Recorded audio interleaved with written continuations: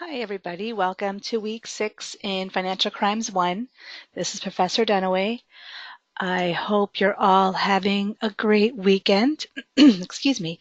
I am posting this a bit early on Saturday, the 11th, as I will be out tomorrow. And so wanted to make sure I got this up before the week started. So the week officially starts on Monday, but again, this is posting a bit early. Discussion forum, I was a little late in grading, but they are all graded. Everyone's doing, again, a great job. Very, very happy with the interactions and the comments. And I know there were some technical difficulties this week so I graded for week 4. So for week 5 on Wednesday evening, there were difficulties with the system being down. So the professors were made aware of that. So I will not be marking anybody late if you did not get your initial post in on time, since the system was down when the initial posts were due. So don't worry about that. I know I had mentioned that I would discuss assignment 1 a bit more.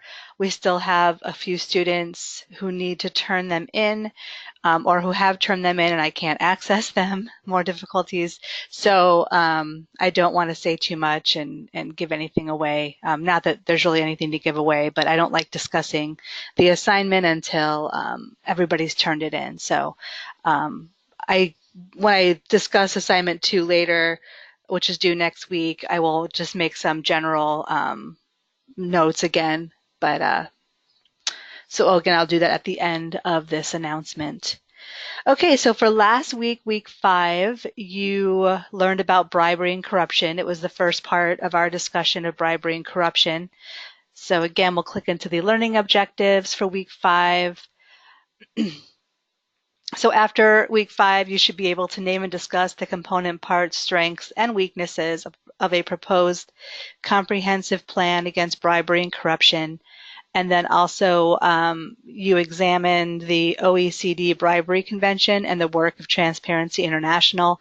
So hopefully you have a bit of a understanding of both of those. So that was week 5. So week 6, again, our discussion of bribery and corruption is going to continue. We are now in bribery and corruption, part B. So if we click into the objectives, so by the end of week 6, you should be able to critique the criticisms of Peter Schroth against the UN Convention Against Corruption in his article, and then the United Nations Convention Against Doing Anything Serious Against Corruptions. So I didn't read that right, but I think you understand what it says. Sorry, it's been a long day already and it's only noon on the West Coast. And then the second objective is that you should be able to evaluate the combined effectiveness of the UN Convention Against Corruption and other international agreements on corruption and financial crimes. So those should be the things that you should be able to feel comfortable with by the end of week 6. So as I'm speaking also, I forgot that I did not finish my discussion of week 5 before jumping into week 6. So also week 5, for the first part of our bribery and corruption discussion, there were 2 videos that Dr. Monroe posted, and then there were a few articles we wanted you to take a look at. So hopefully you were able to take some time and peruse the reading for week 5. Okay, so now officially moving into week 6. So again, I went over the learning objectives, and then I just showed there's 2 articles we want you to take a look at. Termites in the Convention Against Corruption. I love that title. And then the UN Convention Against Corruption. So those 2 articles are posted for you. And then there are 3 videos that Dr. Monroe has put together. Corruption, Transparency, and Transparency International is the first video. Second is Corruption, Termites in the UN, Corruption Against Corruption and Responses. I'm sorry, I am just struggling. I feel like it's really early morning, and it's in the afternoon. Sorry about this. And then the third video is Corruption, Termites, and Responses Part 2. So those are the 3 videos from Dr. Monroe this week. And That's it. So just a recap of this week. You want to post in the discussion forum. You want to do the reading I just went over, the 2 articles. You want to watch the 3 videos. Optional office hours are with me this week, Tuesday evening at 6 p.m. Pacific time. Again, if you want to stop in, ask anything, or just say hello, I will be there. And then your second assignment is due a week from tomorrow, since again I'm posting this Saturday, so it's oh my gosh, August 19th. So a week from tomorrow, August 19th, is your second assignment. And my general comments again are make sure that you're answering all the subparts.